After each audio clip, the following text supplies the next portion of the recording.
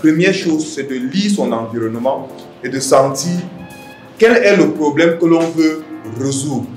Parce qu'une entreprise se crée parce qu'on veut soit résoudre un problème immédiat, soit un problème latent. C'est-à-dire qu'on ne le voit pas encore, mais parce qu'on analyse les sujets, on se dit ça va arriver dans 2-3 ans. Et c'est exactement l'histoire de cette entreprise.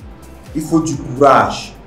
Parce que aller expliquer quelque chose que les gens ne voient pas, vendre de l'air, vous savez que l'internet c'est de l'air, non?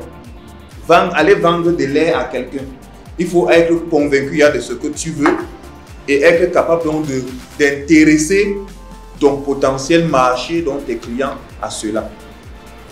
Et pour ça, il faut croire en son projet et être capable de repousser tous les obstacles que tu pourras rencontrer. Quand tu réussis à briser la glace, en réalité, tu découvres donc que ton opportunité devient une réalité. Donc ce n'est plus simplement de l'abstrait, ça commence à être que tu concrètes en termes de résolution d'un problème, ou bien d'apport réel de ton projet à impacter les communautés avec lesquelles tu interagis. C'est bien d'être entrepreneur. Très souvent, l'entrepreneur, c'est aussi parfois, entre guillemets, c'est un génie. Il semble qu'il a sanctionné ici même. Mais tant que ça reste ton idée à toi, ce n'est pas une entreprise. Vraiment, je suis désolé de vous le dire. Une entreprise, c'est un système organisé qui ne doit même pas reposer sur des individus, mais qui repose sur des systèmes, sur des process. Quand vous démarrez, fixez déjà le cadre dans lequel vous devez avancer. Structurez, mettez de la rigueur. La rigueur à tous les niveaux. Rigueur dans les dépenses, rigueur dans les méthodes de travail. Rigueur aussi dans ce pourquoi les clients vous font confiance, donc dans vos produits. Étant pionnier, je vais dire pionnier dans le domaine que vous avez apporté au Cameroun, comment est-ce que vous allez faire pour trouver des personnes adéquates pour travailler avec vous dans le projet? On a positionné notre politique sur ce qu'on appelle la formation. La formation, comment? Nous avons déjà le promoteur de cette entreprise veut apporter quelque chose à son pays. Il veut former les jeunes Camerounais. Donc, notre entreprise est ouverte pour recevoir ces jeunes Camerounais qui veulent vraiment toucher le monde professionnel. Nous appelons cela les stages.